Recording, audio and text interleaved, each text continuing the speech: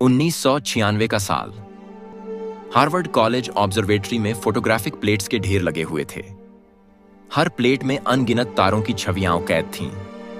इन plates को देखने और उनके स्पेक्ट्रा का विश्लेषण करने का काम आसान नहीं था। यह एक लंबा और थकाऊ काम था, लेकिन इसी काम के लिए एक महिला खगोल विज्ञानी ने अपना जीवन समर्पित कर दिया। उनका नाम था एनी जंप कैनन।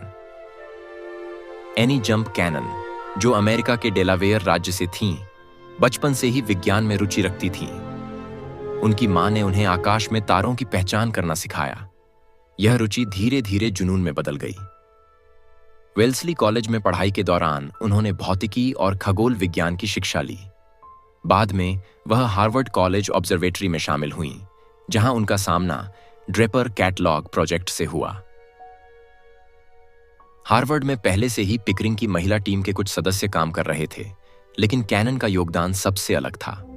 उनके पास तारों के स्पेक्ट्रा को समझने की अद्भुत क्षमता थी। फोटोग्राफिक प्लेट्स में कैद तारों की रोशनी, जिसे स्पेक्ट्रम कहते हैं, अलग अलग रेखाओं में बंट जाती थी।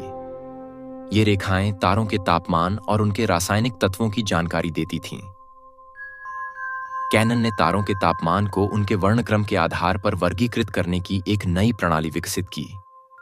उन्होंने तारों को 7 मुख्य वर्गों में बांटा: O, B, A, F, G, K, M। यह श्रेणी आज भी उपयोग होती है और इसे हार्वर्ड स्पेक्ट्रल क्लासिफिकेशन कहा जाता है। कैनन की काम करने की गति और सटीकता आश्चर्यजनक थी। वह प्रतिदिन 3 से 4 प्लेट्स का विश्लेषण कर सकती थीं और प्रत्येक पर सैकड़ों तारों को वर्गीकृत कर सकती थीं। अपने करियर के दौरान उन्होंने लगभग 3,50,000 तारों का वर्गीकरण किया। कैनन को सुनने की समस्या थी, लेकिन यह चुनौती कभी भी उनके काम में बाधा नहीं बनी। उनकी एकाग्रता और समर्पण ने उन्हें खगोल विज्ञान के सबसे बड़े नामों में शामिल कर दिया। उनका काम न केवल वैज्ञानिक दृष्टि से महत्वपूर्ण था, बल्कि यह उस समय महिलाओं के प्रति समाज के रवैये को भी बदल रहा था। महिलाओं को खगोल विज्ञान में सिर्फ सहायक भूमिकाओं तक सीमित माना जाता था, लेकिन कैनन ने दिखाया कि वे वैज्ञानिक रूप से कितनी सक्षम हैं। 1911 में कैनन हार्वर्ड ऑब्जर्वेटरी की प्रमुख गणनाकार बन गईं। उनके काम को कई पुरस्कारों और सम्मानों से नवाजा गया। 1931 में उन्हें हेनरी ड्रेपर मेडल से सम्मानित किया गया। कैनन ने 40 साल से अधिक समय तक खगोल विज्ञान में काम किया और इस क्षेत्र में महिलाओं के लिए रास्ता तैयार किया। उनके प्रयासों ने वैज्ञानिक समुदाय में महिलाओं को स्वीकृति दिलाने में मदद की। एनी जंप कैनन के साथ साथ विलियमिना फ्लेमिंग, हेनरीटा स्वान लेविट और अन्य महिलाओं ने एक ऐसी विरासत छोड़ी जिसने खगोल विज्ञान को नई दिशा दी।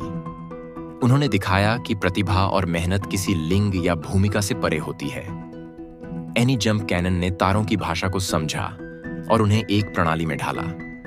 उनकी कहानी केवल विज्ञान की नहीं है, यह इस बात की भी कहानी है कि अगर किसी के पास समर्पण और धैर्य हो, तो वह असंभव को संभव कर सकता है।